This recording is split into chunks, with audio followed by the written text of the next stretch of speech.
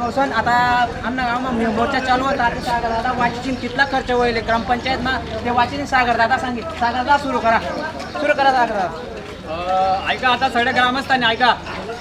बाबा चौबारी गावामध्ये 2020 पासून तर आजतागायतपर्यंत जवळजवळ आम्ही मिळवलेल्या माहितीच्या अधिकारातून माहितीप्रमाणे आणि प्रशासनाने दिलेल्या माहितीप्रमाणे जवळजवळ 70 लाख रुपयाचा आतापर्यंत हिशोब लागलेला आहे.